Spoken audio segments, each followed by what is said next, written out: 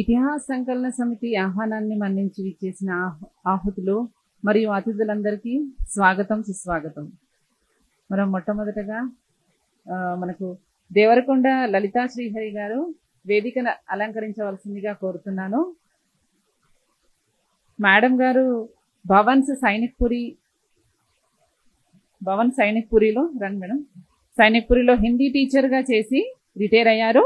And దేశం ధర్మం సంబంధించిన కార్యక్రమాలు ఏవి ఉన్నా లలిత గారు బాధ్యతగా భావించి వాటిని ప్రోత్సహిస్తూ ఉంటారు. అలాగే వీటికి సంబంధించిన కొన్ని ఆర్టికల్స్ని, కవితలను వ్రాస్తూ ఉంటారు. మేడం జీ గారు శ్రీ సరస్వతి శిశు మందిర్లో విద్యాభ్యాసం చేయడం జరిగింది. మేడం వచ్చినందుకు థ్యాంక్ యూ, ధన్యవాదాలండి. నెక్స్ట్ మన హేమలత గారు వేదిక అలంకరించవలసిందిగా కోరుతున్నాము. మేడం హేమలత గారు సంఘ వాతావరణంలో పెరగడం జరిగింది. అలాగే మేడం ఎంటెక్ కంప్లీట్ చేసి ఎంటెక్ ఇంజనీరింగ్ చదవడం జరిగింది. తన యొక్క పిహెచ్డిని కూడా సివిల్ ఇంజనీర్లో పట్టభద్రులు అవ్వడం జరిగింది. అండ్ ప్రస్తుతము సింగపూర్ బేస్డ్ కంపెనీలో స్ట్రక్చరల్ ఇంజనీర్గా ఉద్యోగం చేస్తున్నారు. అండ్ 2 పుస్తకాలను ఇంగ్లీష్ నుంచి తెలుగులోకి అనువాదం చేస్తూ బుక్స్ రాయడం జరిగింది. మేడం గారు థ్యాంక్ యూ అండి. నెక్స్ట్ మన సాయి ప్రసాద్ జీ గారు రిటైర్డ్ ఎస్బీఐ మేనేజర్ గారు వేదికను అలంకరించవలసిందిగా కోరుతున్నాము. సార్ గ్రేటర్ హైదరాబాద్ ఇతిహాస సంకలన ప్రెసిడెంట్ గా చేస్తున్నారు. సార్ రావాల్సిందిగా కోరుతున్నాము. ధన్యవాదాలు. వందే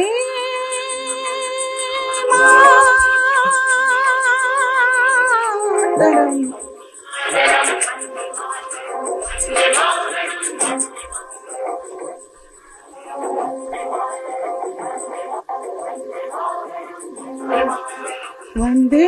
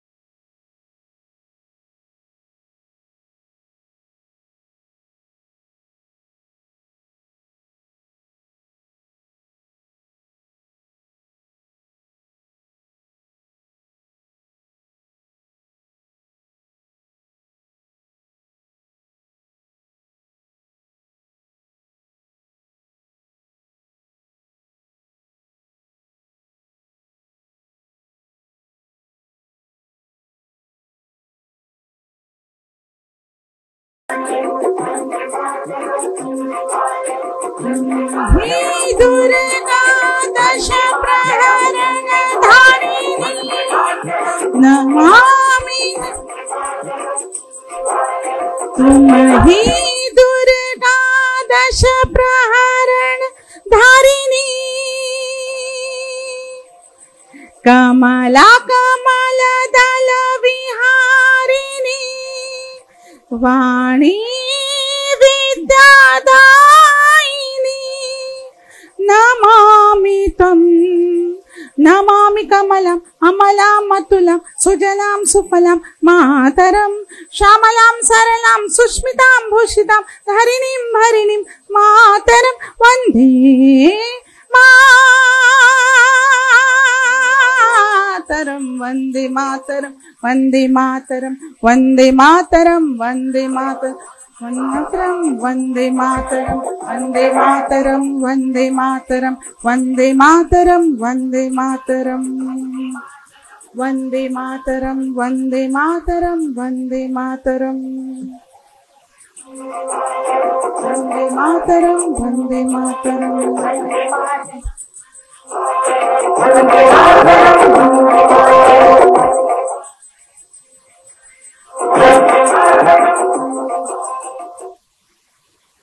वंदे मातरम। मुझे क्षमा कीजिए, मतलब इसको करके पकड़ कर गाने में थोड़ी सी नीचे पर हो रहा था, क्षमा। वंदे मातरम। సంకల్పం చెప్తున్నాను, దయచేసి అందరం నిశ్శబ్దంగా మనస్సులో మనం చెప్తున్నట్టుగా మమ అనుకుందాం.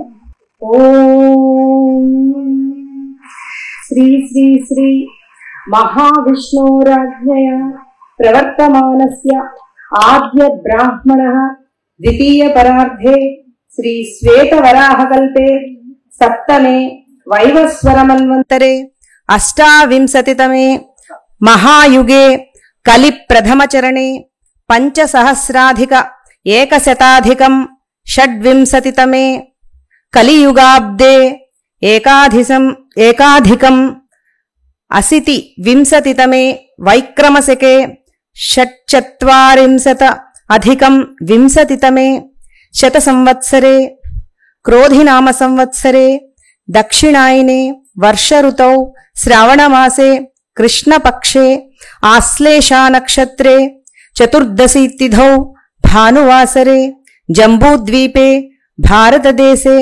దక్షిణక్షేత్రే తెలంగాణా ప్రాంతే భాగ్యనగరే కోఠీ పరిసరే యంగ్ విమెన్స్ ఇంప్రూవ్మెంట్ సొసైటీ సంస్థాయాః సభాగృహే సర్వే పరిచయ వర్గ సభాయ కృతే ఏకత్రీభూతాః సత్యస్య ఉద్ఘాటనార్థం ప్రచార ప్రసారార్థం శాంత్యర్థం పుష్ట్యర్థం తుష్ట్యర్థం అనుసంధానపరాయణాః తథా సంఘటన కుశలాః ఇతిహాసవిధోః అద్య సర్వే ఇతి మహాన్ సంకల్పం అవధార్య కరిష్యామః.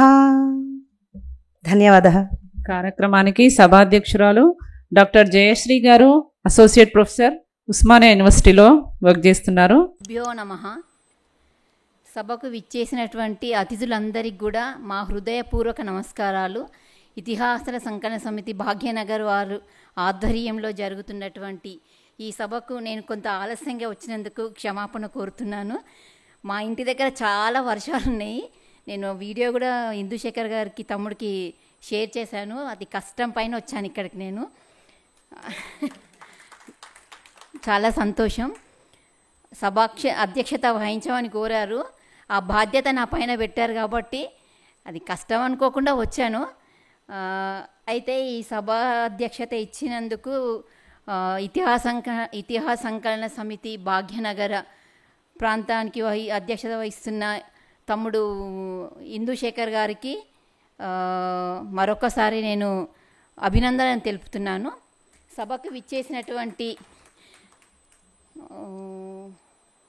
దేవరకొండ లలిత గారు అండ్ హేమలత గారికి మరొక్కసారి అభినందనలు తెలుపుకుంటూ ఈ సభకు విచ్చేసినందుకు వీరికి మా ఇతిహాస సంకలన సమితి తరఫున మరొకసారి ధన్యవాదములండి. ఈ వర్షంలో ఎంతమంది వస్తారో ఎవరు రారో అనుకున్నాం, కానీ సభ చాలా గట్టిగానే ఘనంగానే జరుగుతున్నందుకు చాలా సంతోషం. వచ్చిన వాళ్ళందరికీ కూడా మరొక్కసారి ధన్యవాదాలు తెలుపుకుంటూ దేవరకొండ హేమలత మేడం గారిని తన అమూల్యమైన మాటలను మీ అందరితో పంచుకుంటారు. ధన్యవాదాలు. సభకు నమస్కారం. వర్షం జోరుగా పడిందన్నారు సోదరి, కానీ నేను అనుకొని బయలుదేరిన తర్వాత వర్షం తగ్గింది. సో వానదేవుడు కూడా మనల్ని కరుణించాడు. మన సంకల్పం గట్టిది. ఒకళ్ళిద్దరు మెసేజెస్ పెట్టారు, మనకి ఏమైనా ఎదురొడ్డి పోరాడదాం, ఇదొక ఛాలెంజ్ అని. ఛాలెంజ్ కాదు, అన్నీ వసుదేవుడికి యమునా నది అడ్డం తొలిగినట్టుగా మనకు తొలగిపోయింది. దానికి చాలా సంతోషంగా ఉంది. సభకు ఇచ్చేసిన అందరికీ మరొకసారి నమస్కారం. వేదిక మీద ఉన్న జయశ్రీ మేడం గారికి, లలిత గారికి, సభకు వేయించేసిన మహిళలు, తరుణులు, బాలికలు అందరికీ, పెద్దలందరికీ నమస్కారం. మావయ్య గారు వేదుల నరసింహం గారికి హృదయపూర్వక నమస్కారాలు. ఈ సభకి ముదిగొండ శివప్రసాద్ గారు వస్తారని చెప్తే నాకు కొంచెం భయం వేసింది. ఆయన చారిత్రక నవల చక్రవర్తి గారు, వారి ముందు వచ్చి చరిత్ర గురించి మాట్లాడడం అంటే చాలా భయంగా ఉంది. కానీ వారి ఆశీర్వాదం తీసుకొని ముందు మొదలు పెడుతున్నాను. మనది ఇతిహాస సంకలన సమితి. మన ఇతిహాసాన్ని మనం ఎందుకు సంకలనం చేసుకోవాలి అంటే ఏదో విడిపోయింది, ఏదో విచ్ఛేదమైంది, ఏదో మధ్యలో గ్యాప్ వచ్చింది, ఏదో డిస్కనెక్ట్ ఉంది, అందుకు మళ్ళీ మనం సంకలనం చేసుకుంటున్నాం, అన్నీ మళ్ళీ కలెక్ట్ చేసుకుంటున్నాం. సో అసలు అలాంటి అగత్యం ఎందుకు వచ్చింది అని కొన్ని ముక్కలు మాత్రం చెప్తాను. అండ్ స్త్రీల పాత్ర ఏంటి ఇతిహాసంలో అంటే, స్త్రీ లేకపోతే ఏమీ లేదు, స్త్రీనే ఆధారం అన్నిటికీ. మనకు దేశమైన మాతృమూర్తి, ఆదిపరాశక్తి, అందరికీ మూలం ఆదిపరాశక్తి. సో స్త్రీల పాత్ర ఏంటి అంటే ఆధారం గురించి మనం మాట్లాడుకుంటున్నాం అంతే. చరిత్రలోనే కాదు, సృష్టి ప్రతిదానికి ఆధారం స్త్రీ. కాబట్టి దీని గురించి ప్రత్యేకంగా మనం చెప్పక్కర్లేదు. ఒక టాపిక్ గురించి మాట్లాడాము అంటే స్త్రీ అంతర్భాగంగా, అంతర్విలీనంగా దాంట్లో ఉంటుంది. కాబట్టి స్త్రీ గురించి ఏం ప్రత్యేకంగా మనం చెప్పుకోనక్కర్లేదు. చెప్పినా చెప్పకున్నా మనకున్న ప్రాముఖ్యత, మనకున్న గొప్పతనం మనకుంది. మనం శక్తి స్వరూపుణులం అందరం.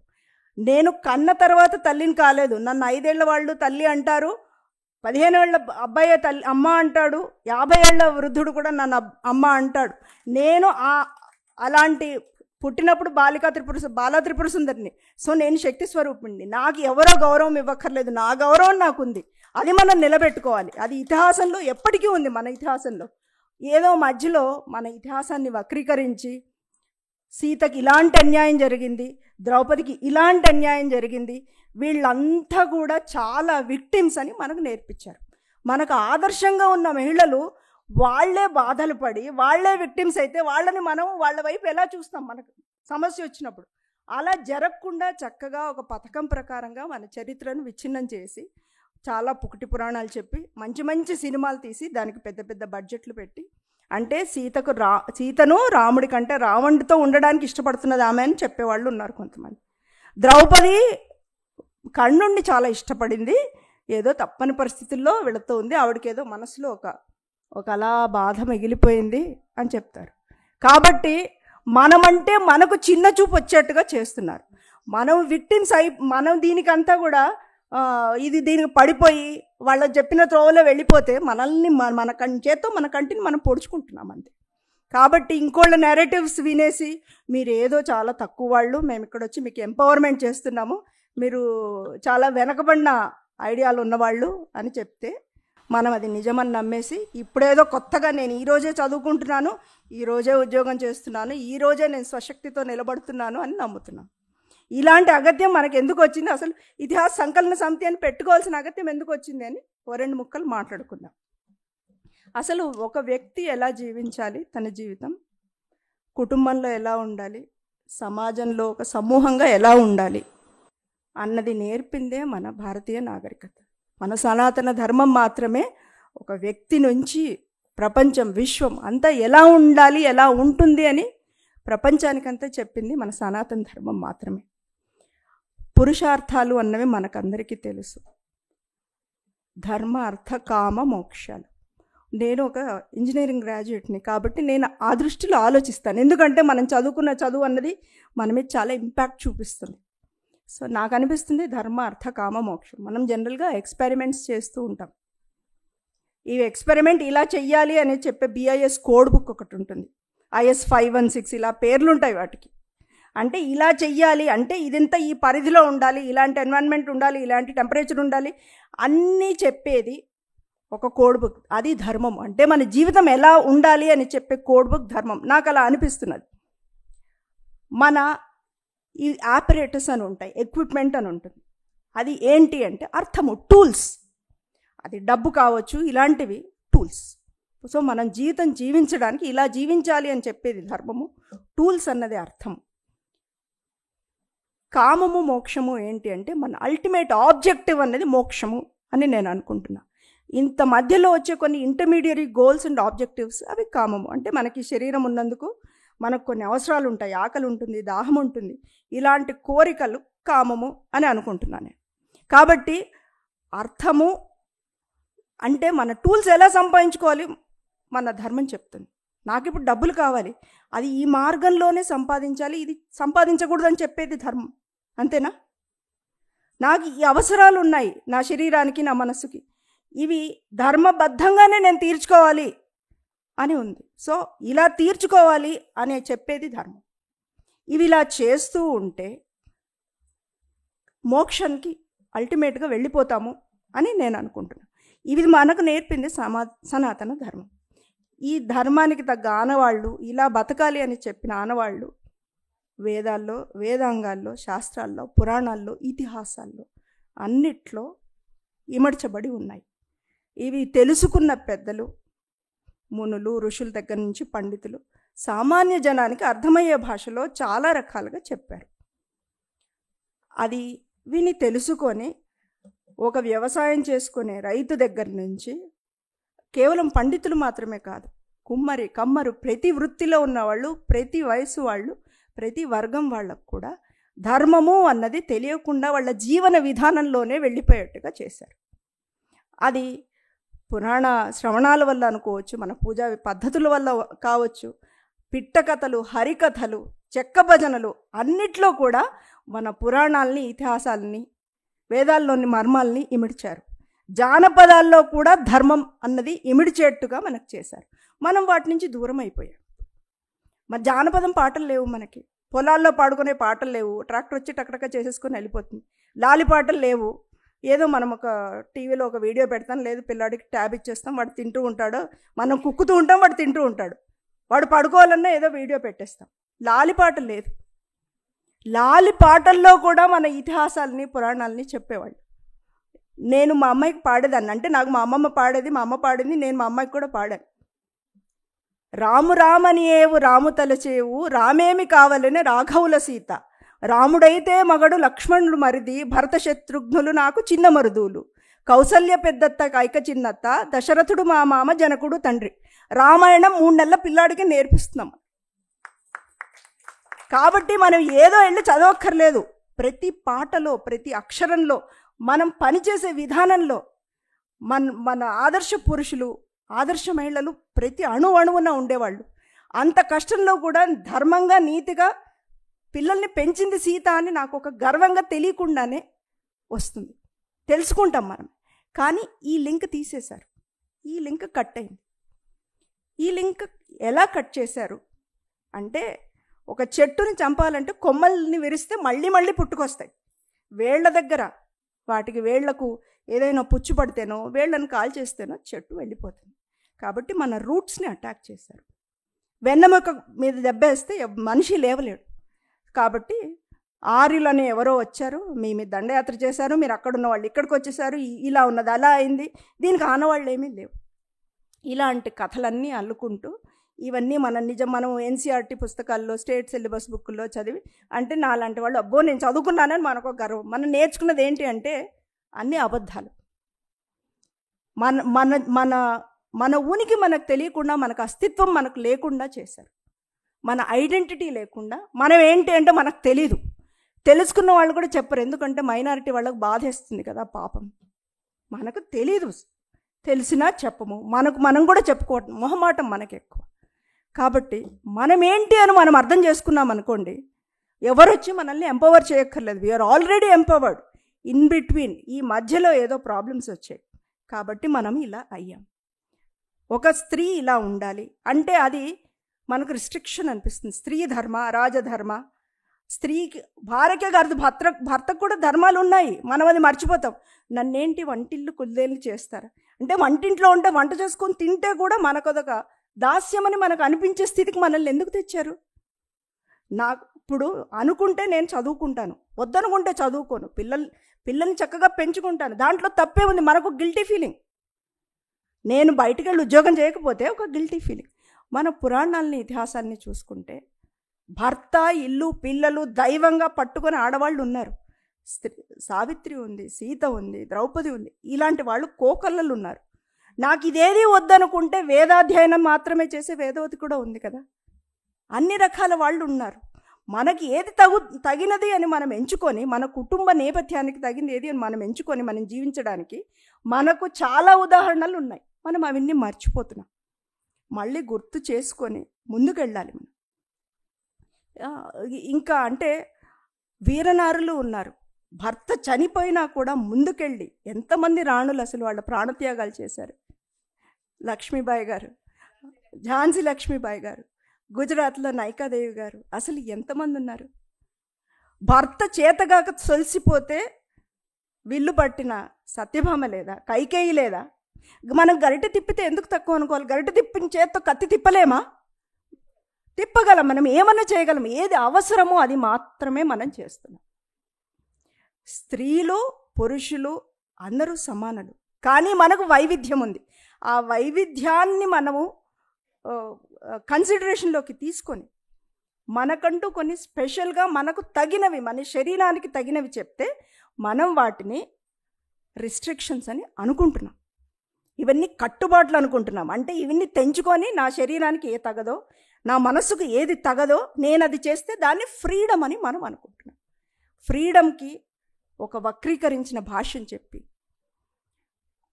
అంటే ప్రపంచంలో అందరికీ India is an unfinished business. సనాతన ధర్మం భారతదేశం ఎడారి మతాల వాళ్ళకంతే, క్రిస్టియన్లకంతే, కమ్యూనిస్టులకంతే, ఇంకా ఇప్పుడు కొత్తగా ఓకిజం ఇవే చాలా వస్తున్నాయి. వాటి పేర్లు కూడా నాకు తెలియదు. సో అందరి టార్గెట్, ప్రైమరీ టార్గెట్ బయట వాళ్ళు కొట్టుకుంటారు. మన దేశానికి వచ్చేపటికి అందరూ కలిసికట్టుగా మూకుమ్మడిగా మన మీద అటాక్ చేస్తారు. ఈ అటాక్ ఎప్పుడు ఎఫెక్టివ్గా ఉంటుంది? వాళ్ళు చేసే దాడి ఎప్పుడు ఇంకా బాగా సఫలీకృతం అవుతారు అంటే స్త్రీ ఒక పట్టుగమ్మగా ఉంది అన్న అంశం పైన వాళ్ళు కొట్టారనుకోండి. బ్రహ్మస్థానంపై కొట్టాలంటారు కదా, కొడితే కపాలంపై కొట్టాలంటారు. వాళ్ళు అక్కడ కొట్టారు. స్త్రీకున్న స్థానాన్ని మీ స్థానం తక్కువ అని నిరూపించేశారు. మనం తల ఊపేశాం. తప్పు మందే, కానీ దిద్దుకోవాల్సిన బాధ్యత కూడా మనది. స్త్రీ పురుషులు సమానము. స్త్రీ ఇంకా అంటే నేను తప్పు ఏమో, స్త్రీ చాలా విషయాల్లో ఉన్నతమైనది అని నా ఉద్దేశం. ఏమైనా చేయగలం. ఒక కుటుంబం నిలబడాలన్న ఆ స్త్రీనే, ఒక కుటుంబం విడిపోవాలన్న స్త్రీనే. ఇంత పెద్ద బాధ్యత ఉన్న మనము ముందుకు వెళ్ళాలి అంటే మన ఇతిహాసాన్ని తెలుసుకోవాలి. అసలు ఎందుకు తెలుసుకోవాలి? తెలుసుకుంటే నాకేంటి అంటే ఇది పాతది, సనాతనమైనది కాబట్టి దీన్ని తెలుసుకోవాలా?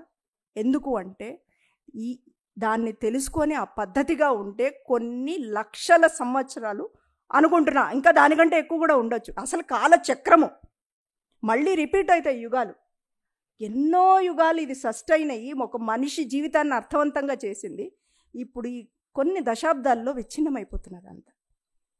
ఆ ధర్మాన్ని ఆధారంగా చేసుకొని బతికితే ఎంత అర్థవంతమైన జీవితాన్ని గడిపారు. అది తప్పితే ఎలా పరిస్థితుల్లో మనం ఉన్నాం.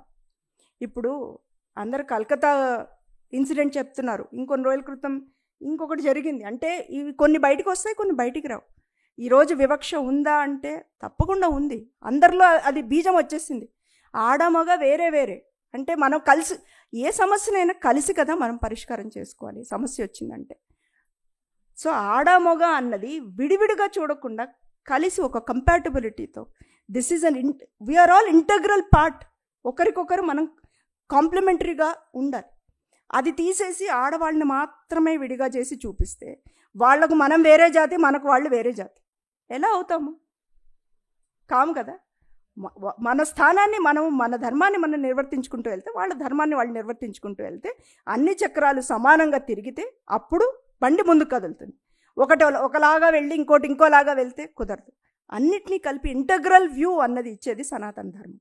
అది తెలుసుకోవాలంటే సరైన ఇతిహాసం మనకు తెలియాలి. సరైన ఇతిహాసం తెలుసుకునే ప్రయత్నం మనం ఖచ్చితంగా చేద్దాం. అందులో నారీమణులు ఉన్నారా అంటే కనుక పేర్లు చెప్పుకుంటూ వెళ్ళొచ్చు. కానీ ఈరోజు మన సోదరీమణులందరూ ఒక్కొక్క వేషం వేసి వాళ్ళ గొప్పతనాన్ని మన మధ్యలో చాటుతున్నారు. ఒకప్పుడు ఎంతో గొప్పగా ఉన్నవాళ్ళం, ఇప్పుడు పరిస్థితులు ఖచ్చితంగా బాలేవు. నేనైతే చెప్పగలను. ఈరోజు ఎవ్వరికీ స్త్రీలకు బాలేవు, పురుషులకు బాలేవు. ఎవరు వీక్ అంటే, ఎవరు బలహీనులు అంటే ఇంకొకళ్ళు వాళ్ళ మీద అడ్వాంటేజ్ తీసుకోవాలనుకుంటున్నారు. నాకు డబ్బు కావాలి, ఇంకోళ్ళని అనగదొక్కే నేను డబ్బు సంపాదించాలి. అలా మనకు నాటుకుపోయింది. అది ఎందుకు అయింది? మన రూట్స్తో, మన మూలాల నుంచి మనం దూరం వెళ్ళిపోతున్నాం కాబట్టి అలా అవుతున్నది. శారీరకంగా ఇంకోళ్ళ మీద నేను బలాత్కారం చెయ్యొచ్చు అన్న ఆలోచన కూడా వాళ్ళకి ఎందుకు వస్తున్నది? ఎందుకు వస్తున్నదంటే ధర్మము అన్నది వాళ్ళకి అర్థం కాలేదు కాబట్టి, వాళ్ళకి తెలియలేదు కాబట్టి అవుతున్నది. నేను వాళ్ళ మీద ఏం జాలి పడట్లేదు. అది తల్లిగా మనం ఎందుకు నేర్పలేదు? ఒక పురుషుడు తప్పు చేశాడంటే దాని వెనకాల తల్లి తప్పు కూడా ఉంది కదా. మనం ఆడపిల్లను పద్ధతిగా పెంచాలని అనుకోవడంలో తప్పు లేదు. మగపిల్లాడిని, ఆడపిల్లని ఎలా గౌరవంగా చూడాలో కూడా మనం నేర్పాలి. ఇంకోటి మోనోలాగ్స్ చెప్పుకుంటూ వెళ్ళడం కాదు, మనం జీవించే విధానమే వాడికి ఆదర్శం అవ్వాలి. అవసరమైనప్పుడు మాట్లాడాలి, అవసరం లేనిది మన ప్రవర్తన ద్వారానే కదా వాడు తెలుసుకునేది. భార్యాభర్త ఇలా ఉండాలని నాకు ఎలా తెలిసింది? అమ్మా నాన్నని చూస్తేనే తెలిసింది, అమ్మమ్మ తాతయ్యని చూస్తేనే తెలిసింది. వాళ్ళు ఇలా ఉండు అలా ఉండు నాకేం చెప్పలేదు కదా. మనం జీవించి వాళ్ళకి ఆదర్శవంతం అవ్వాలి. మనకు ఆదర్శం ఎవరు? మనకి ఇంతకుముందు ఉన్నవాళ్ళు. ఇంతకుముందు ఎవరు ఉన్నారు, ఏం చేశారు, ఎందుకు చేశారు అని తెలుసుకోవాల్సిన ధర్మం మనది. అది మనకి ఇప్పుడు పుస్తకాలు చదివి ఎపిగ్రాఫులు ఇవన్నీ కూడా వస్తున్నాయి. అలా కాకుండా సింపుల్గా మన దైనందిన జీవితంలో ఉన్నవన్నీ మనం పోగొట్టుకున్నాం. అవన్నీ కూడా వెనక్కి తెచ్చుకోవాలి. కేవలం పుస్తకాల్లోనే లేదు ఇతిహాసం, మన జీవన విధానంలో కూడా ఉంది. అది తీసుకొచ్చే బాధ్యత స్త్రీలది, ఎక్కువ బాధ్యత స్త్రీలది.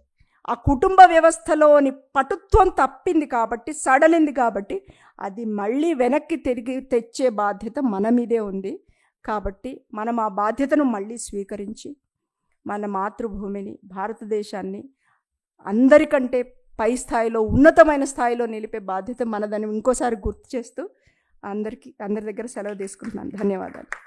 ఈరోజు ప్రోగ్రామ్ని చాలా ఎంజాయ్ చేయాలి, ఆస్వాదించాలని వచ్చాను.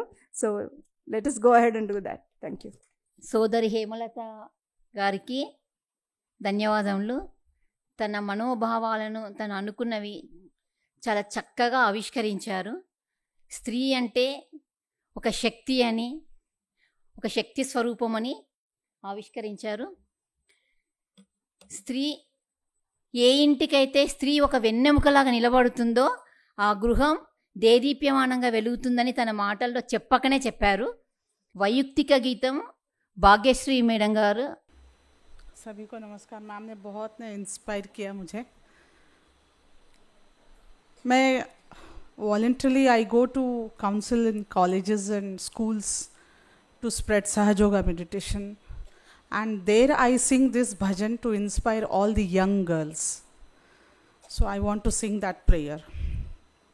Allah tero naam, Ishwar tero naam, sabko Sanmati दे भगवान, अल्लाह तेरो नाम। ओ सारे जग के रखवाले, ओ सारे जग के रखवाले, निरंजन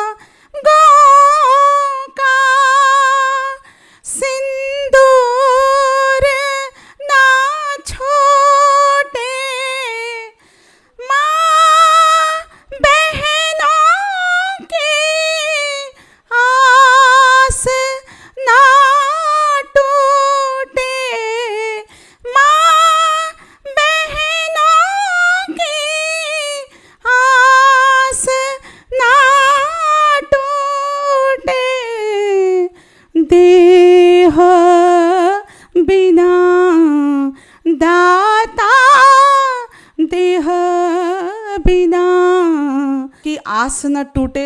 इस गीत में ये लिखा है, अभी इसके आगे ये भी लिखा जाएगा, माँ बहनों की लाज न लूटे कोई भी। ధన్యవాద్. చక్కటి రాగయుక్తంగా వైయక్తిక గీతాన్ని ఆలపించిన భాగ్యశ్రీ, ధన్యవాదములు. రాణి అహల్యాబాయ్ హోల్కర్ గురించి శ్రీమతి లలిత మేడం గారు తన చక్కటి సందేశాన్ని ఇక్కడ ఆవిష్కరించబోతున్నారు. మీరందరూ కూడా అహల్యాబాయ్ గురించి మేడం చెప్తారు, స్ఫూర్తిని పొందాలని కోరుకుంటున్నాను. జై శ్రీరామ్ అండి. జై శ్రీరామ్. ఇది ఇతిహాసాన్ని మనతో మళ్ళీ తిరిగి కలుపుతున్నటువంటి సందర్భం కాబట్టి కొన్ని నినాదాలు నేను చెప్తాను. మీరు ఆ చెప్పిన వారెవరో లేదు ఆ సందర్భం ఏదో మనం ఒక్కసారి మన అందరం గుర్తు చేసుకుందాం. వందే మాతరం ఎవరు, ఏ సందర్భం? స్వాతంత్ర స్వతంత్రం యొక్క ఉత్సాహాన్ని, ఉత్తేజాన్ని, ఆ యొక్క పోరాట పటిమని ఎప్పటికప్పుడు దాన్ని పెంచి తిరిగి స్వతంత్రం మనం సంపాదించేంత వరకు ఆ నినాదం మనకి ఆక్సిజన్ లాగా పనిచేస్తుంది మన పూర్వీకులకి, అవునా కదా? సో మళ్ళీ ఒకసారి వందే మాతరం, జై హింద్. ఎవరు? సుభాష్ చంద్రబోస్. ఆయన కనుక చరిత్ర నుంచి ఆయన తప్పించడం జరిగింది. ఆయనే కనుక మనకి నాయకుడు అయి ఉంటే కనుక దేశం వేరేగానే ఉండుండేది. చాలా సంతోషం. అలాగే జై భవానీ, వీర శివాజీ. అలాగే జై శ్రీరామ్. ఎప్పటి నినాదే ఈ నినాదాలన్నీ కూడా ఉద్యమ స్ఫూర్తిని, పోరాటాన్ని యొక్క ప్రతిభని కూడా ముందుకు తీసుకెళ్ళి మన ఆ యొక్క విజయాన్ని సాధించేటట్టు చేశాయి. కాబట్టి ఇప్పుడు ఈ జై శ్రీరామ్ నినాదం ఏదైతే ఉందో అది ఎప్పటిది? ఇప్పటిది, అవునా కదా? ఈ జై శ్రీరామ్ నినాదంతోనే మనం ఇప్పుడు అయోధ్యను సాధించుకున్నాం, ఇంకా చాలా సాధించుకునే వరుసలో ఉన్నాయి, అవునంటారా కాదంటారా? తో జై శ్రీరామ్ అన్న ఈ నినాదంలో మనం పలుకుతున్నాము అంటే మనం ఇప్పుడు ఒక పోరాట రంగంలో, ఒక కథన రంగంలో ఉన్నామన్న విషయాన్ని మనం మర్చిపోకూడదు. ఇటువంటి పోరాటాన్ని మనం తెలియకుండానే చేస్తూ వస్తున్నాం. కాబట్టి ఆ స్ఫూర్తిని మళ్ళీ తిరిగి మనంలో మనకి పొందడానికి వీలుగా జై శ్రీరామ్ నినాదం ఏ విధంగా అయితే పనిచేసిందో అది మనకి తెలుసు. కాబట్టి చరిత్ర తాలూకు ఒక్కసారి ఒక పూర్వ వాసనని మనం ఒకసారి తలుచుకుని కార్యక్రమంలోకి వచ్చేద్దాం.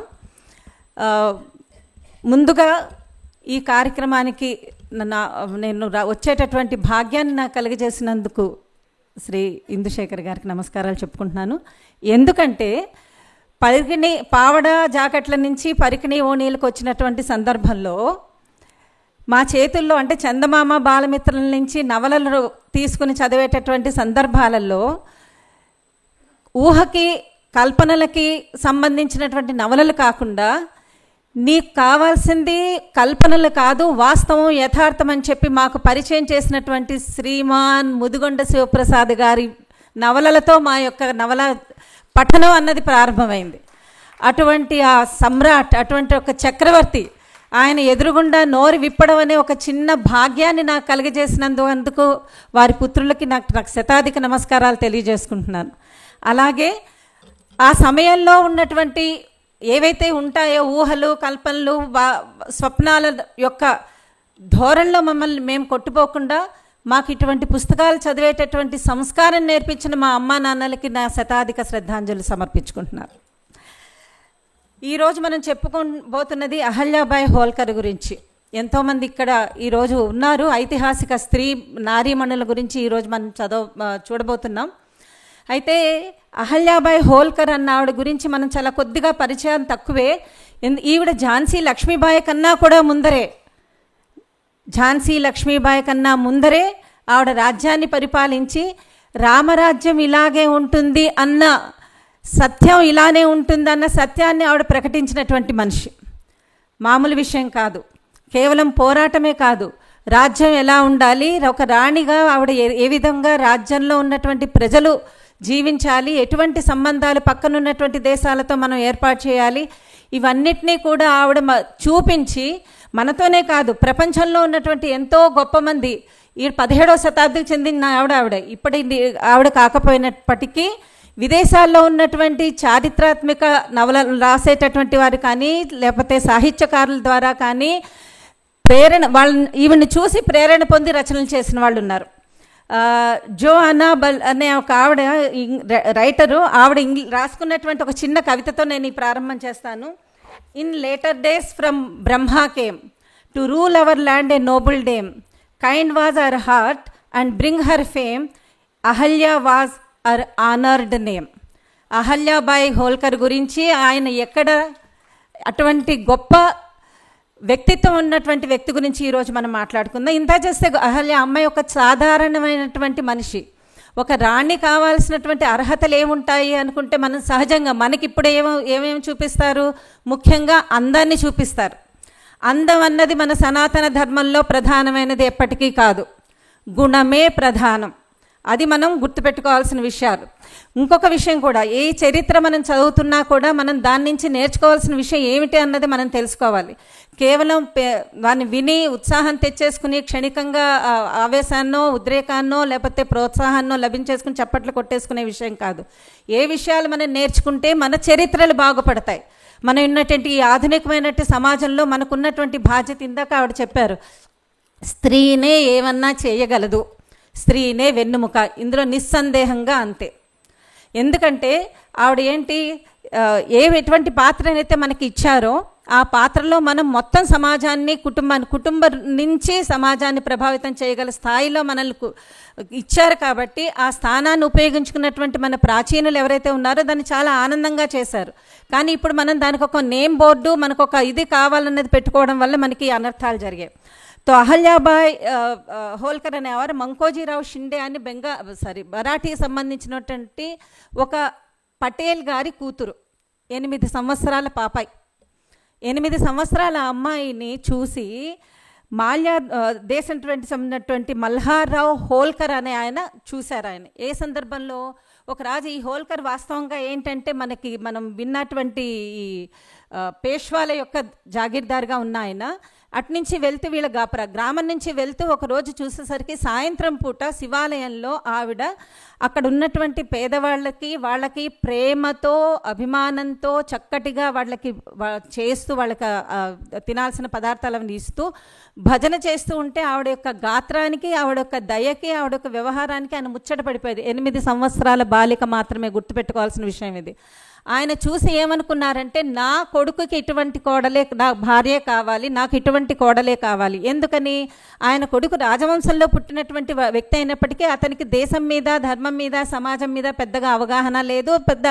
ఇది నా బాధ్యత, దీన్ని నేను చూసుకోవాలి, ఈ బాధ్యతను నేను నిర్వహించాలన్నటువంటి కర్తవ్యపరాయణత లేదు. కాబట్టి అతన్ని దారిలోకి తీసుకొచ్చి సమాజానికి కావాల్సినటువంటి వ్యక్తిగా తీర్చిదిద్దగలిగినటువంటి గుణాలు ఈ అమ్మాయిలో ఉన్నాయని తెలిసి ఆయన షిండే గారి దగ్గరికి వెళ్ళి, నాకు ఈ విధంగా మీ అమ్మాయిని కోడలుగా చేసుకోవాలనుకుంటున్నాను అంటే ఆయన కూడా సంతోషించి, ఎందుకంటే ఆయన అప్పటి వరకే ఈయన హోల్కర్ గారి గురించి చాలా విన్నారు. ఆయన ఎంత పరాక్రమవంతుడో, ఎంత ధైర్యవంతుడో, ఏ విధంగా శత్రువులని ఆయన తుదముట్టించాడో తెలుసుకున్నారు. కాబట్టి అటువంటి వ్యక్తికి నా కూతుర్ని ఇవ్వడానికి ఇష్టపడుతున్నాను అని చెప్పి ఆయన కూడా అంగీకారం చేశారు.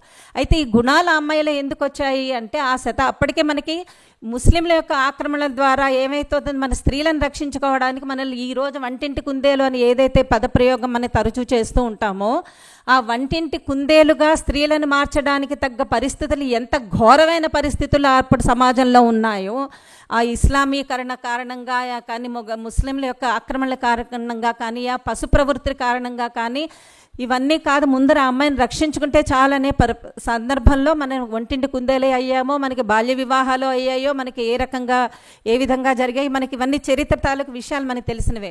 అటువంటి సందర్భాల్లో ఆయన ధర్మం కోసం నుంచిన వ్యక్తి ఇంటికి నాకు కూతురు కోడలుగా వెళ్తే చాలా సంతోషం అని చెప్పి ఆయన వెళ్ళడం, ఆయన అంగీకారం తెలపడంతో 8 సంవత్సరాల షిండే కాస్త హోల్కర్ వారి కోడలయ్యింది. ఇది అహల్యాబాయి హోల్కర్ యొక్క ఒక భాగం. అక్కడికి వెళ్ళిన తర్వాత ఏమైంది, అయితే ఈయన తండ్రి అమ్మాయికి చిన్నప్పటి నుంచి చదువు నేర్పించారు. ఆయన ఏ చదువు నుంచి అయితే దూరం చేయబడిందో అప్పటి స్త్రీ సమాజం ఆ చదువుని ఆయన తండ్రిగా ఆయన తన పిల్లకి నేర్పించడం వల్ల ఆ సంస్కారం తర్వాత కారణంగా ఆ అమ్మాయి అందరికీ కూడా ఆకర్షించుకోగలిగినటువంటి వ్యక్తిగా తయారైంది. వచ్చిన తర్వాత వాళ్ళ మామగారు అయినటువంటి హోల్కర్ ఏదైతే ఉన్నారో ఆయన ఆ అమ్మాయికి రాజోచితమైన విద్యలు కూడా నేర్పించారు. అమ్మ నువ్వు నేర్చుకో అని చెప్పి. అంటే ఒక కోడల్ని నువ్వు వచ్చావు కాబట్టి ఇంట్లోనే ఉండు అనలేదు ఆయన. ఆ సమాజంలో అప్పటి విషయంలో ఆయన ఏం చేసి వచ్చారు అంటే ఆయనకు అమ్మాయికి యథోచితమైనటువంటి రాజుగా ఉండవలసినటువంటి అన్ని విద్యను ఆమెకు నేర్పిస్తే ఆశ్చర్యకరమైన విషయం ఏంటంటే ఆవిడ అత్తగారు ఎవరైతే ఉన్నారో ఆ అమ్మాయికి అకౌంట్స్, పాలిటిక్స్ ఇవన్నిటినీ నేర్పించింది ఆవిడ.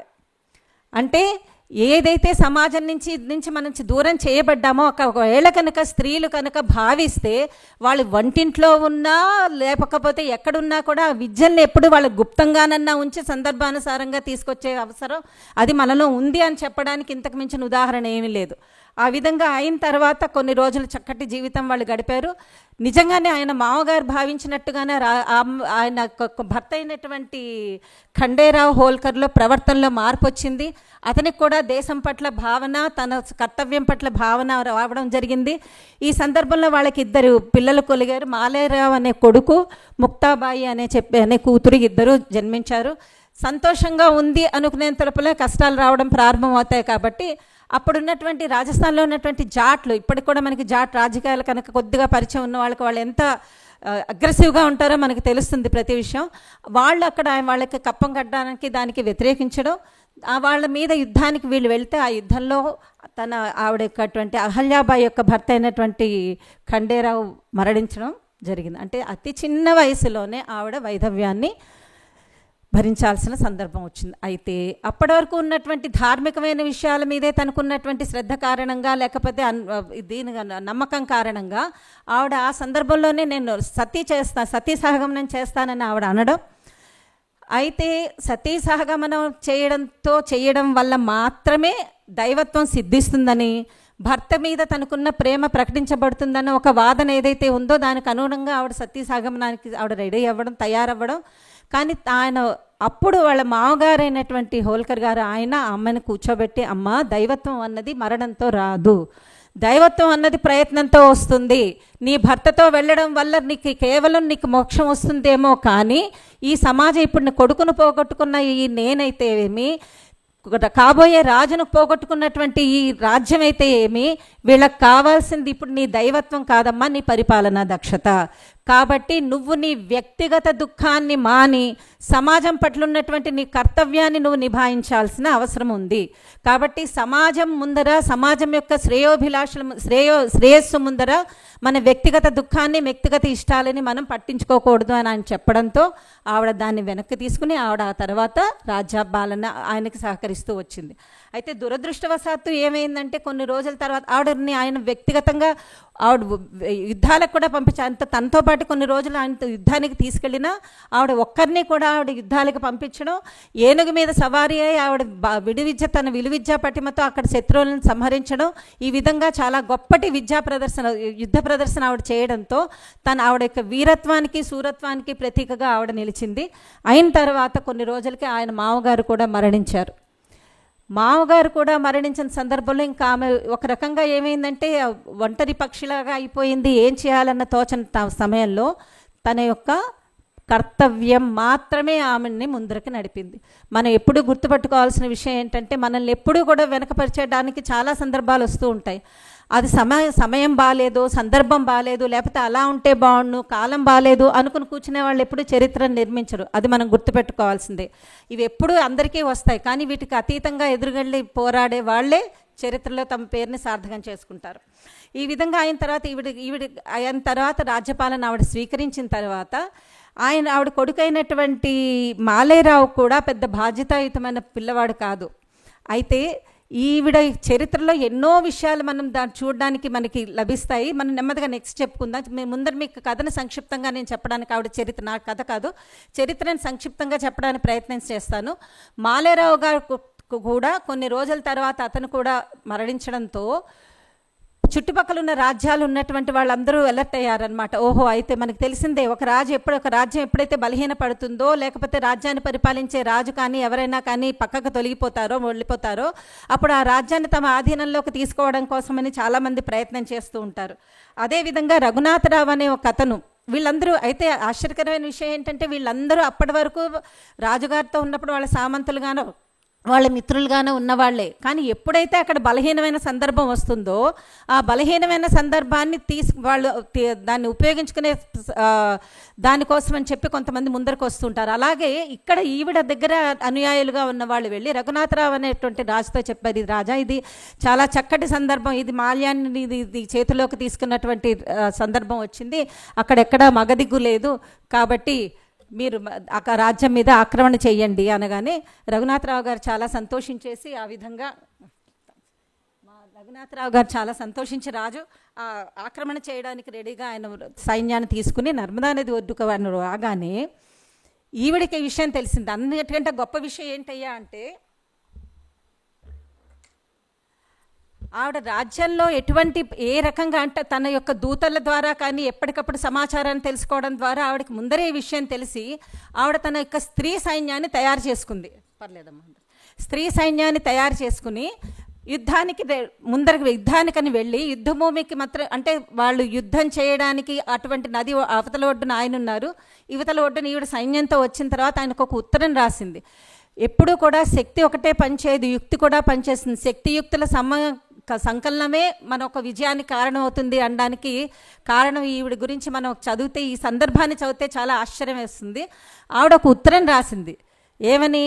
రఘునాథరావు గారు రాజా, మీరు మా మీద యుద్ధం చేయడానికి వచ్చారు, మేమేమీ తక్కువ తినలేదు, మా స్త్రీ సైన్యంతో మేము రెడీగా ఉన్నాం. Underline this point. మా స్త్రీ సైన్యంతో మేము ముందు రెడీగా ఉన్నాము, మిమ్మల్ని ఎదుర్కోవడానికి మేము చాలా సన్నద్ధమై వచ్చాము. కానీ నువ్వే ఒక విషయం గుర్తుపెట్టుకో, నువ్వు ఒకవేళ మాతో యుద్ధం చేసావనుకో, ఇంత క్షత్రియ బతుకు బతికి ఆడవాళ్లతో యుద్ధం చేయాల్సినటువంటి దురాగతం నీకు వచ్చింది అని ప్రజలందరూ భావిస్తారు. ఒకవేళ నువ్వు గెలిచావనుకో, స్త్రీల మీద గెలుపు ఒక గెలిపైనా అని అంటారు. ఒకవేళ ఓడిపోయావనుకో, ఇంతకు మించిన నిరర్థకమైన జీవితం నీకు ఉండదు, నువ్వే ఆలోచించుకో అంది. ఈ ఉత్తరం చదివిన తర్వాత రఘునాథరావుకి భయం వేసింది. భయం కాదు, ఒక కళ్ళు తెరుచుకున్నాయి. ఓహో, నేను ఇప్పుడు ఏం చేసినా కూడా నష్టమే, కాబట్టి దీనికన్నా నేను మర్యాదగా వెనక్కి వెళ్ళిపోవడమే మంచిది అనుకున్నాడు ఆయన. అనుకున్న తర్వాత ఆవిడకు ఉత్తరం ఆయన తన సందేశాన్ని పంపిస్తూ, లేదమ్మా లేదు, నేను అసలు నీతో యుద్ధానికి ఎందుకు వచ్చాను, నేను యుద్ధానికి రాలేదు, నీ కొడుకు చనిపోయినందుకు పరామర్శించడానికి వచ్చాను అన్నాడు ఆయన. కొడుకు పరామర్శకి ససైన్యంగా రావాల్సిన అవసరం లేదనుకుంటాను మహారాజా అని చెప్పి ఆవిడ తిరిగి పెట్టింది. ఈ విధంగా ఆవిడ తన క్షాత్రధర్మంతో, తన వీరత్వంతో కొంతమందిని, తన యుక్తులతో కొంతమందిని, ఈ విధంగా ఆవిడ మీద హోల్కర్ అహల్యాబాయి మీద గొప్పతనం ఏంటంటే ఆవిడ యుద్ధాలు చేయకుండా కూడా మొత్తం అన్ని విజయాలు ఆవిడ సాధించి ఏ యుద్ధంలో కూడా ఓడిపోని వీరవనితగా ఆవిడకి పేరుంది. ఈ విధంగా పెరుగుతూ వచ్చిన తర్వాత ఆవిడ చాలా చాలా మార్పులు తన దాంట్లో తీసుకుని వచ్చింది. అప్పటి రాజధాని అయినటువంటి ఇండోర్ని ఆవిడ చాలా బాగా అప్పటి సాధారణమైన పట్టణంగా ఉన్నటువంటి ఇండోర్ని అప్పటికి చాలా గొప్పగా తయారు చేసిన తర్వాత ఆవిడకి ఏమనిపించిందంటే, లేదు ఈ పట్టణాన్ని రాజధానిని మార్చాలి అంటే ఏం చేయాలి అని చెప్పి మనకి మహేశ్వరం అనగానే చీరలు గుర్తొస్తాయి అనుకుంటాను. మహేశ్వరం చీరల గురించి తెలుసా మనందరికీ? మహేశ్వరం చీరలు అన్నవి అహల్యాబాయి గారి సృష్టి. సో మహేశ్వరం అన్న చోట ఇక్కడ నర్మదా నది ఒడ్డున ఈ నగరాన్ని ఆవిడ తీసుకుని దాన్ని అక్కడ ప్రధానమైనటువంటి రాజధానిగా మార్చుకుంది.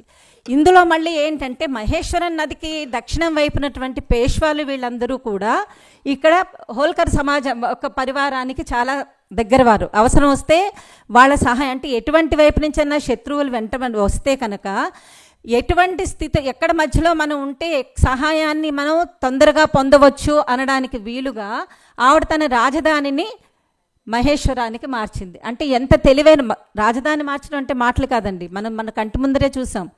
అమరావతి 3 పట్టణాలుగా 3 రాజధానులు, ఒక రాజధాని, ఇవన్నీ చాలా ఉన్నాయి. ఇప్పటికీ రాజధాని లేని ప్రధానంగా మనం ఉండిపోవాల్సి వచ్చిందంటే ఆ రోజుల్లోనే ఒక రాజధానిని మార్చింది అంటే ఆవిడ మీరు ఆలోచించుకోవచ్చు ఆవిడ ఎంత గొప్పటువంటి ఏమంటారు ఆవిడకి అటువంటి యాజమాన్యపు లక్షణాలు ఉన్న ఆవిడ. ఈ విధంగా అయిన తర్వాత చాలా గొప్ప రాజా.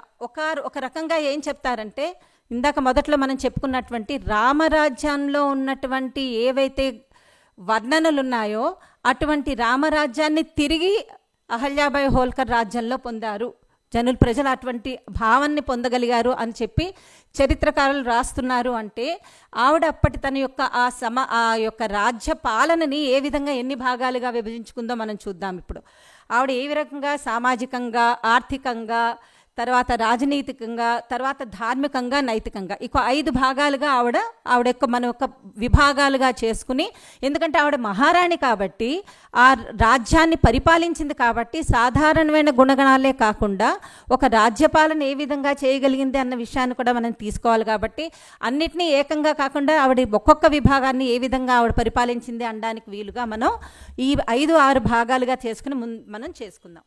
ముందర సామాజికం అంటే సమాజం లేనిదే ఏం లేదండి కదా. సమాజం అంటేనే మనం ఎంత ఏమంటారు, ఎంత గొప్ప ఇంట్లో ఉన్నా, ఎంత గొప్ప సంస్కారంతో ఉన్నా, గొప్ప చదువులతో ఉన్నా, ఉద్యోగంలో ఉన్నా, గడప దాటి మనం బయటకు వచ్చిన తర్వాత సమాజంలో మనం అందరం ఒక్కొక్కసారి రోడ్డు ఎక్కిన తర్వాత అందరం ఒకటే. రాజైనా, పేదవాడైనా, ధనికుడైనా, ఎవరన్నా ఒకటే. కాబట్టి మన చుట్టూ ఉన్న సమాజం ఎప్పుడైతే చక్కగా ఉంటుందో అప్పుడే మనం ఇంట్లో కూడా ఆనందంగా ఉండగలం. కాబట్టి సమాజ నిర్మాణం అన్నది సనాతన ధర్మంలో చాలా చాలా చాలా ముఖ్యమైన విషయం. నీ వ్యక్తిగతమైన ఒక ఉన్నతితో పాటు సమాజంలో నీ బాధ్యతను కూడా నువ్వు అదే విధంగా నిర్వహించాలి అన్నది మనకి తెలియకుండానే మనకి చెప్పేవారు. మీకు ఇప్పటికి కూడా మన చిన్నప్పుడు గుర్తుండేది, టిఫిన్ బాక్స్లో పెట్టేటప్పుడు ఒక చపాతీ మనకు పెడితే ఇంకొక చపాతీ ఎవరికైనా ఆకలిస్తే పెట్టండి అన్న పెట్టేవారు. తింటున్నప్పుడు పంచుకోమని చెప్పేవారు. మంచిది పంచు, ఏదైనా 2 భాగాలు, ఒకటి సరిగ్గా లేదు, కాస్త ఓకే, ఒక మంచి పండు ముక్క బాగా ఉంది, ఒకటి కొద్దిగా దెబ్బతింది అనుకోండి, ఏం చెప్పేవారు, మంచిది ఎదుటివాడికి, నువ్వు ఇది తిను. ఈ విధంగా, ఎందుకంటే ఎదుటివాడికి ఇచ్చేది ఎప్పుడు మంచిగా ఉండాలి, ఎదుటివాడి పట్ల బాధ్యత నీకు ఉంది అన్న విషయాన్ని మనకి వాళ్ళు తెలియజేస్తూ వచ్చారు. సమాజంలో సామాజికమైనటువంటి మార్పులు ఆ రోజుల్లో ఆవిడ ఏం తీసుకొచ్చారంటే, జాతి, స్త్రీ, పురుష, వర్గ భేదాలు ఏమీ లేవు.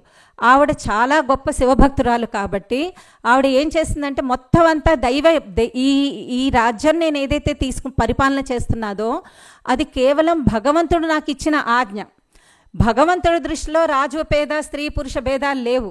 ఆయనకు అందరూ సంతానమే అయినప్పుడు, ఆయన పిల్లలే అయినప్పుడు అందరినీ నేను సమంగానే చూడగలగాలి తప్ప వేరువేరుగా చూశాను అంటే ఆయన యొక్క ఆజ్ఞను నేను ఉల్లంఘించిన దాన్నే అవుతాను అన్న భావంతో ఆవిడటువంటి ఆ భేదాలు ఏమీ లేకుండా తన రాజ్యపాలన, అంటే ఎవరైనా సరే సమాన ధర్మం. ఆ రకంగా ఉన్నప్పుడు అక్కడ ఆ సమయంలో స్త్రీలకు ఉన్నటువంటి స్థితి ఏదైతే ఉందో, అప్పటికే మనం విన్నాం కదా, ఇస్లామీకరణ కారణంగా స్త్రీలకు దమనకాండాలు మనం విన్నాం. కాబట్టి ఆవిడ స్త్రీల కోసం అని చెప్పి ముఖ్యంగా స్త్రీ విద్యను ప్రోత్సహించి స్త్రీల కోసం విద్యాలయాలు స్థాపించడం, స్త్రీ సైన్యాన్ని తయారు చేయడం. స్త్రీ సైన్యం తయారు చేయడం వెనక మళ్ళీ ఆవిడ ఉద్దేశం ఏంటంటే, అప్పటి వరకు ఉన్నటువంటి పితృస్వామ్య వ్యవస్థ తాలూకు ఏదైతే గట్టి కట్టడాలు ఉందో దానికి బీటలు పడ్డం కదా. అప్పటి వరకు పురుషులు మాత్రమే కత్తి కడాలు పట్టుకోవాలి, పురుషులు మాత్రమే అలా చేయాలి అన్నది కాకుండా స్త్రీ సైన్యం తయారు చేయడం ద్వారా ఆవిడ ఏం చేశారు, 2 ఒకటి స్త్రీలను సశక్తికరంగా తయారు చేయడం, 2 పురుషాధిక్యతతో ఉన్నటువంటి సమాజంలో వాళ్ళని ఒక చౌకన్నా తేవడం, ఒక అలర్ట్నెస్ తేవడం. అదేవిధంగా ఆవిడ ఈ విధంగా ఇది కాకుండా ఆ రోజుల్లో భర్తృహీనులకు, అంటే భర్త పోయిన తర్వాత స్త్రీలకు ఎటువంటి హక్కులు ఉండేవి కాదు. అప్పటి వరకు భర్త సంపాదించిన సంపద మీద కూడా స్త్రీలకు ఎటువంటి అధికారం ఉండేది కాదు. అంటే ఆ రోజుల్లో విధవగా జీవించడం అన్నది చాలా భయంకరమైన జీవితం. కొడుకులు ఉంటే వాళ్ళు దయాదీక్ష మీద మాత్రం ఉండడమే. అప్పటి వరకు ఎంతో డబ్బు, అధికారం అన్నీ ఉన్నప్పటికీ భర్త పోయిన తర్వాత వాటి నుంచి దూరం చేసేవారు. కాబట్టి ఆవిడ ఒక నియమం ఏదైతే ఉందో దాన్ని మార్చి, భర్త పోయిన తర్వాత కూడా స్త్రీలకి పూర్తి అధికారం భర్త సంపద మీద ఉంటుంది అని చెప్పి చాలా విప్లవాత్మకమైన నిర్ణయం ఆ రోజుల్లో ఆవిడ తీసుకుంది. దాంతో అక్కడున్న స్త్రీలందరూ చాలా సంతోషించారు. లేకపోతే ఎవరి మీద పడి ఉంటారు, ఏం చేస్తారు. ఇది ఒకటి ఆవిడ చేయడమే కాకుండా, ఒకటి ఏంటంటే బాల్య వివాహాలని, ఏక వివాహాన్ని ప్రోత్సహించారు. జీవితంలో ఒకే వివాహం జరగాలి, బహుభార్యాత్వం కానీ అసలు బహు వివాహాలు కూడా ఆవిడ ప్రోత్సహించలేదు, బాల్య వివాహాలను ప్రోత్సహించలేదు. అదేవిధంగా సతీ సహగమనాన్ని ఆవిడ నిషేధించింది. ఈ విధంగా మొత్తం రకంగా స్త్రీలలో ఉన్నటువంటి మానసికంగా ఉన్నటువంటి ఏదైతే భావజాలం ఉందో ఆ భావజాలాన్ని ఆవిడ తన యొక్క దీని ద్వారా మార్చగలిగింది. అంటే ఈ రోజుల్లో ఏదైతే ఫెమినిజం తాలూకు ఆకాశంలో సగం నేనుంటా, ఈ చీరను ఈ పైటను ఏమంటారు తగలయ్యండి వంటి మాటలేం మాట్లాడలే ఆవిడ. స్త్రీలకి సమానమైనటువంటి అధికారాలు అందరితో పాటు ఉంటాయి, స్త్రీ కోరుకున్నటువంటి విద్యా రంగంలో ఆవిడ రాణించవచ్చు అని చెప్పినటువంటి మార్పు ఆ రోజుల్లోనే ఆవిడ చేయగలిగింది. అలా తర్వాత ఇంకొకటి ఏంటంటే శక్తి, సత్తా और సామర్థ్యం. ఒక శక్తి ఏదైతే ఉంటుందో, మనలో ఉన్నటువంటి శక్తి ఏదైతే ఉంటుందో అది మన యొక్క అధికారం ఏదైతే, సత్తా అంటే అధికారం కానీ లేదు, మన యొక్కటువంటి సమర్థత ఏదైతే ఉందో అది సమాజ కళ్యాణానికి పని చేయాలి. కానీ అది పని చేయనప్పుడు అవన్నీ మూడు ఉండి కూడా వ్యర్థమే అన్న విషయాన్ని మనకి ఆవిడ తన జీవితం ద్వారా చూపించింది.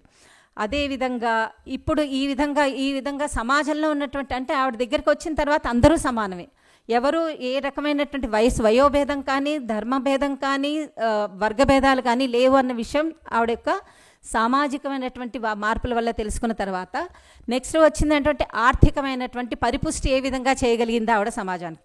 ఆర్థికంగా అంటే ఒకవేళ కనుక డబ్బు కనుక ఆర్థికమైనటువంటి వృద్ధి లేకపోతే మనకి ఇది లేకపోతే సమర్థత లేకపోతే ఎన్ని విద్యలున్నా ఎంత ఆలోచనలున్నా ఎంత గొప్ప గొప్ప ఉద్దేశాలున్నా మనం ఏం చేయలేం. అన్నిటికీ ధనమూలం ఇదం జగత్. కాబట్టి ఈ డబ్బుని దాన్ని సంపాదించడానికి, ఈ ఆర్థికమైనటువంటి పరిపుష్టి తన రాజ్యానికి ఇవ్వడానికి ఏం చేయాలి అన్న దానికోసమని మనకి ఈ ఆర్థిక స్థాయి రంగంలో మనం చూసుకుంటే 2 విభాగాలు ఉంటాయి. ఒకటి వ్యవసాయం, 2 వాణిజ్యం. వ్యవసాయ రంగానికి సంబంధించి ఆవిడ తీసుకున్నటువంటి కొన్ని ఏవైతే ఉన్నాయో రైతులకి ఏదైతే వాళ్ళు చెల్లిస్తారో వాటిని చాలా సహజంగా ఏదైతే పూల నుంచి మకరందం ఏదైతే తీసుకుంటాయో తేనెలు, అంత ఈజీగా వాళ్ళు వాటి యొక్క పన్నులు చెల్లించే విధానాన్ని ఒకటి పెంచడం. ఎప్పుడైతే ఒకవేళ ఏమంటారు ఎటువంటి పంటలు పండని పరిస్థితుల్లో కానీ కానీ సంభవించినప్పుడు, లేకపోతే తుఫాన్లు కానీ వచ్చినప్పుడు ఇవన్నిటి కారణంగా పంట ఒకవేళ కనుక అతను కోల్పోతే అతనికి తన ఖజానా నుంచి డబ్బులు ఇచ్చేటట్టు, అంటే రైతు వ్యవసాయం చేయడాన్ని ఎప్పుడు భారంగా చూసుకోకుండా దాన్ని చాలా బాధ్యతతో చాలా ఆనందంగా చేసుకునేటటువంటి సందర్భాలని వాళ్ళకి ఇవ్వడం వల్ల అప్పుడు ఆ రోజుల్లో ఉన్నటువంటి దిగుబడి ఏదైతే ఉందో 1కి 10 రెట్లు వ్యవసాయాన్ని వాళ్ళు చేయగలిగి రెట్టింపు 10 రెట్లటువంటి పంటని వాళ్ళు పండించి చూపించారట ఆ రోజుల్లో. ఇది మనకి వినడానికి నార్మల్గానే ఉంటుంది. ఒకసారి మనం పొలంలో ఒకసారి నడుము వంచిన తర్వాత మనకు తెలుస్తుంది ఒక మొక్క నుంచి ఒక 10 బస్తాల బియ్యం చోట్ల ఒక 100 బస్తాల బియ్యాన్ని వాళ్ళు పండించారు అంటే ఎంత గొప్ప దీంతో వాళ్ళు చేశారు అన్నది మనకు తెలుస్తుంది. ఈ విధంగా అయిన తర్వాత ఆవిడ ఇంకొక విషయం ఏం చేశారంటే అప్పుడే మొట్టమొదటిసారిగా ఆ రాజ్యం నుంచి ఎగుమతులు వేరే దేశాలకు వెళ్ళాయి. అప్పటి వరకు ఎగుమతులు అన్నది వాళ్ళు అక్కడ ఉన్నటువంటి రైతులకు తెలీదు. వాళ్ళు వేరే ప్రాంతాలకి ఎగుమతులు కూడా చేయగలిగినటువంటి సామర్థ్యాన్ని అప్పుడున్నటువంటి రైతులు పొందగలిగారు. ఇంకా దీనికి వాణిజ్యానికి వచ్చిన తర్వాత ఆ చుట్టుపక్కల ఉన్నటువంటి ఎన్నో రాజ్యాల నుంచి వ్యాపారస్తులు ఇక్కడికి వచ్చి వ్యాపారం చేసుకునేవారట. అంతటి సానుకూలమైనటువంటి వాతావరణాన్ని ఆవిడ ఇవ్వగలిగింది. ఇందులో మనం ఇంకొకటి చెప్పుకోదగ్గ విషయం ఏంటంటే ఆవిడ రాజ్యంలో బంగారు నాణాలు లేవు, వెండి రాగి నాణాలే. ఆవిడ ఏమంటుందంటే దిఖావా అంటే మనకి ప్రదర్శన కాదు కావాల్సింది, ప్రదర్శనకే కదా, హంగు ఆర్భాటాలకు కాదు వాణిజ్యం అంటున్నది. వాణిజ్యం అన్నది ప్రజల యొక్క చాలా సుఖంగా సౌఖ్యంగా ఉంచడానికి మాత్రమే కావాల్సిందని చెప్పి వెండి రాగి నాణాలు ఏదైతే ప్రజలకి అనుకూలంగా అందుబాటులో ఉంటాయో ఆ నాణాన్ని మాత్రమే అక్కడ ఆవిడ వాటిని ముద్రించడమే కాకుండా వ్యాపారస్తులతో మీరు వెండి తీసుకొస్తే కనుక మేము మా ముద్రలతో మీకు వేసిస్తామని చెప్పి ఒక వెసులుబాటు కూడా ఇవ్వడంతో వేరే ప్రాంతాల నుంచి వచ్చిన వాళ్ళు చక్కటి వెండి అది తీసుకొచ్చి ఇక్కడ వాళ్ళ యొక్క ముద్ర నాణాల కింద ముద్రించుకుని వెళ్ళేవారట. ఈ పద్ధతి నాకు తెలిసి నేను ఇప్పటివరకు చదివినటువంటి చరిత్ర తాలూకు ఎక్కడా ఏ రాజు కూడా ఏ రాణి గారు కూడా ఎక్కడ ఆచరించి చూపించలేదు. దాంతో ఏంటంటే దేశ విదేశాల నుంచి కూడా చాలామంది వ్యాపారులు వచ్చి అక్కడ వ్యాపారాన్ని పెట్టుకోవడంతో మహేశ్వరం అన్నది ఒక గొప్ప వ్యాపార కేంద్రంగా విలసిల్లింది. అంటే ప్రజలకి అందుబాటులో ఉన్నటువంటి పరిస్థితి వ్యవసాయం, వాణిజ్యం, రెండు ఎక్కడైతే సమృద్ధిగా ఉంటాయో ఆ రాజ్యం సుభిక్షంగా ఉంటుంది. కాబట్టి ఆ ప్రాంతం అప్పుడు అక్కడ సుభిక్షంగా ఉండడం.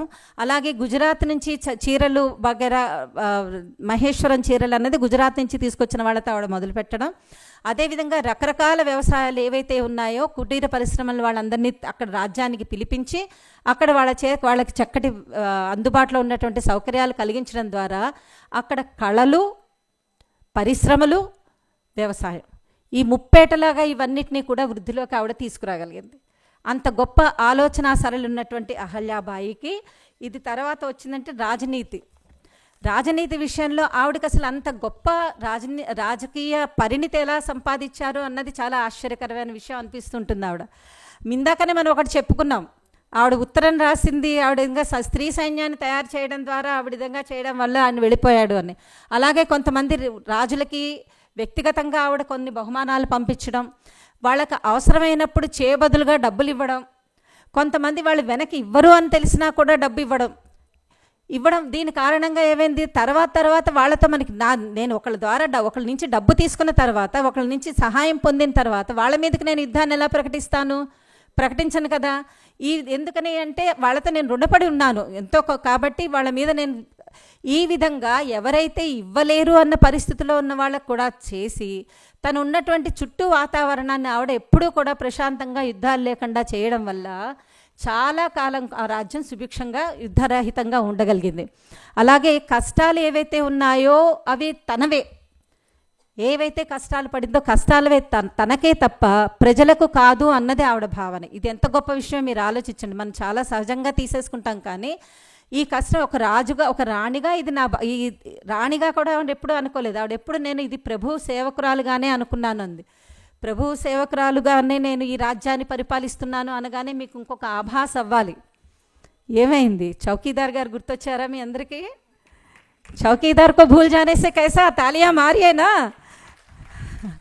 సో ఆవిడ నేను ఈ సేవకురాలు మాత్రమే అనుకుని చేయడం వల్ల ఏమైందంటే దాని మీద అహం రాలేదు. నేను అన్న భావన రాకపోవడం వల్ల ఏమైందంటే ఏవైతే రాజకీయమైనటువంటి నిర్ణయాలు ఆవిడ తీసుకుందో ఆ నిర్ణయాల వల్ల మొత్తం వాళ్ళకు ఉన్నటువంటి మొత్తం సమాజం అంతా సుఖంగా ఉండగలిగింది.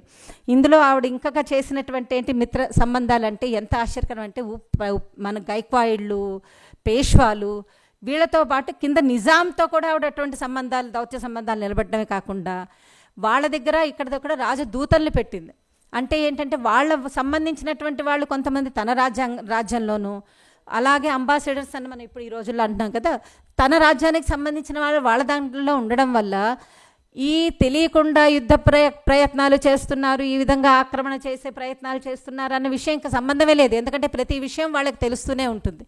ఈ విధంగా ఆవిడ ఎటువంటి రాజకీయమైనటువంటి అలజడులు అకస్మాత్తుగా రానివ్వకుండా ఎప్పటికప్పుడు ఎరుకలో ఉండేటట్టుగా తన చుట్టుపక్కల ఉన్న రాజ్యాల వారితో ఆవిడ ప్రవర్తించడం వల్ల ఈ విధంగా రాజ్య యుద్ధాల నుంచి ఆవిడ దూరంగా ఉండగలిగింది. ఇదే కాకుండా ఆవిడ నియామకాలు ఏవైతే చేసేదో, ప్రభుత్వ స్థానాల్లో ఏవైతే చేసేదో యోగ్యత ఆధారిత రికమెండేషన్స్ లేవు, యోగ్యత ఆధారితంగా ఆవిడ చేసింది.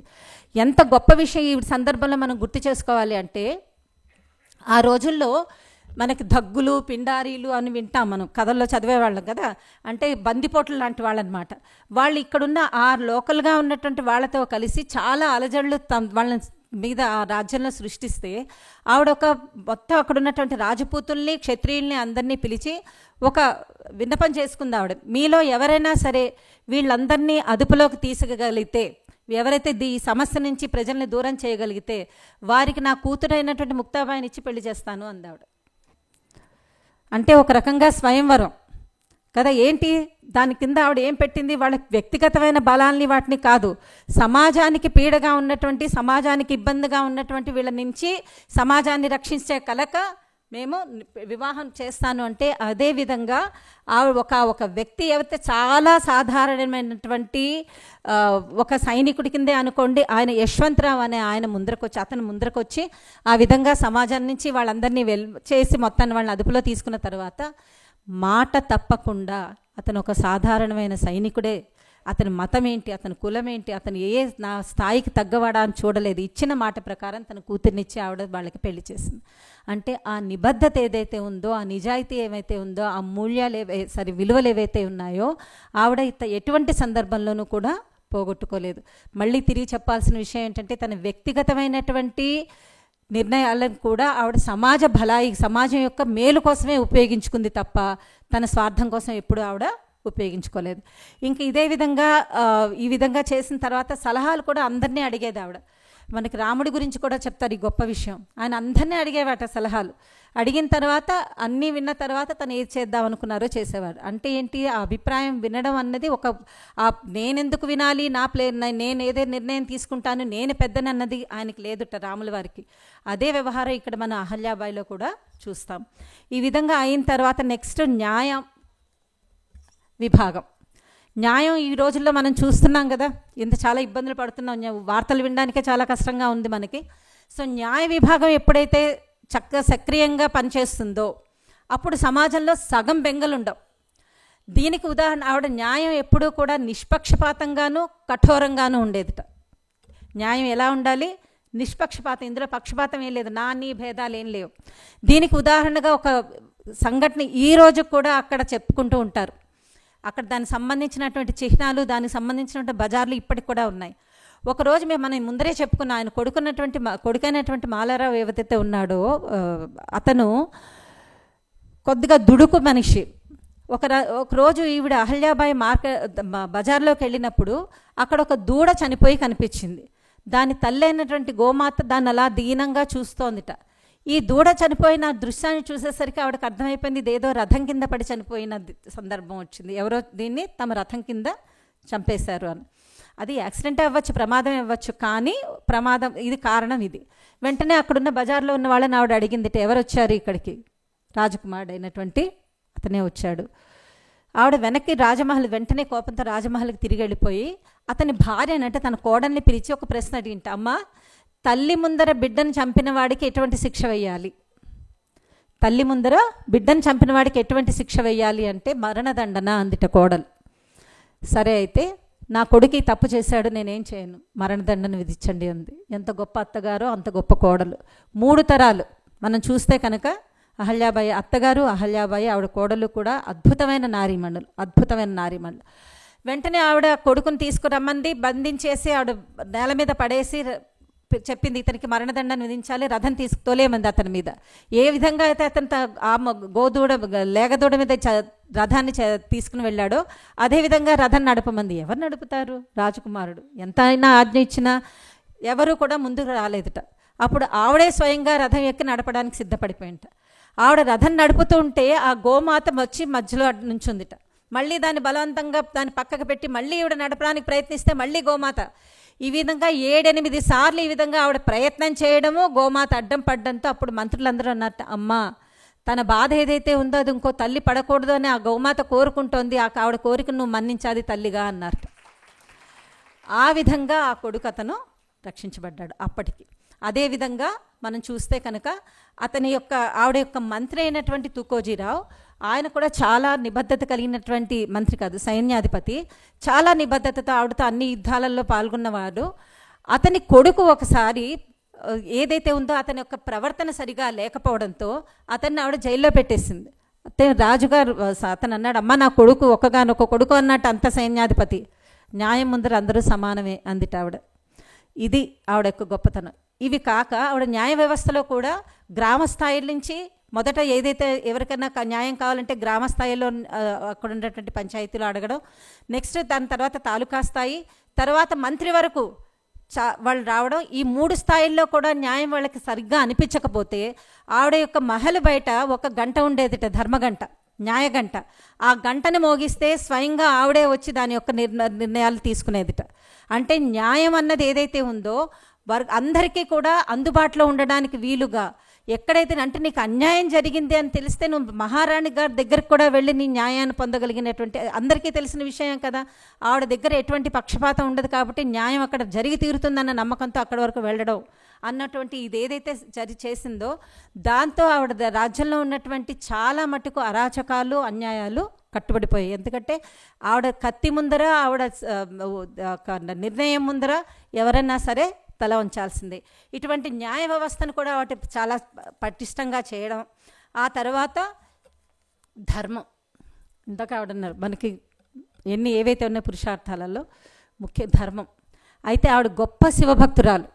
ఎంత భక్తురాలు అంటే అసలు ఈ రోజుల్లో ఆవిడని టెంపుల్ క్వీన్ అంటారు. మనకు తెలిసిందేమో ఆసేతు హిమాచలం, కాశ్మీర్ నుంచి తీసుకుని మనం మొదలెడితే కనుక రామేశ్వరం వరకు ఆవిడ దాదాపుగా ఎన్నో గుడులు, ఆ రోజుల్లో ముస్లింల దండయాత్రను ఎలా ఉంటాయో మనకి తెలిసిందే.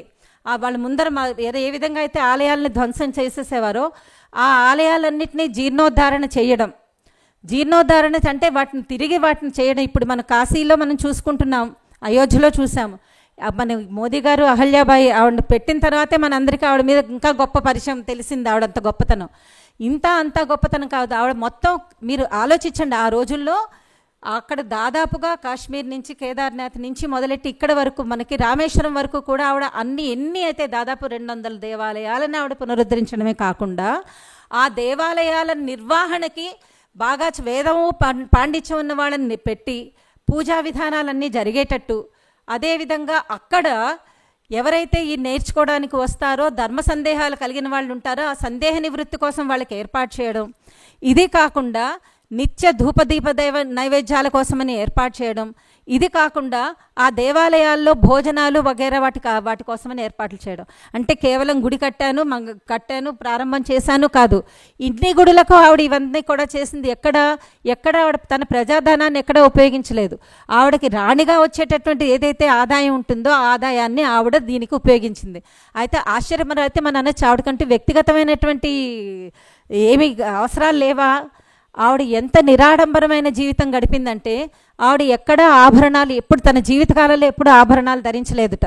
అదే కాక మహారాణిగా ఆవిడ గొప్ప, ఎందుకంటే ఒక రాజ్యానికి రాణిగా ఆవిడ గొప్ప రాజమహల్ నిర్మించిన వెనక ఒక కుటీరం లాంటిది నిర్మించుకుని అందులోనే జీవించేదిట. ఒక సాధారణమైనటువంటి ఒక సన్యాసిని అనుకోండి, ఆ రోజుల్లో భర్తృవిహీనైనటువంటి స్త్రీలు ఎటువంటి జీవితాన్ని గడిపారో ఆ జీవితానికి అవసరం అటువంటి జీవితాన్నే ఆవిడ అక్కడ జీవించింది తప్ప ఎటువంటి ధనాన్ని, ప్రభుత్వ ధనాన్ని కానీ తనకు వచ్చిన ధనాన్ని కానీ తన సొంత అవసరాల కోసం ఆవిడ వాడుకోలేదు. అంతటువంటి ఉదాత్తమైనటువంటి నైతికమైనటువంటి విలువలు కలిగినటువంటి ఆవిడ.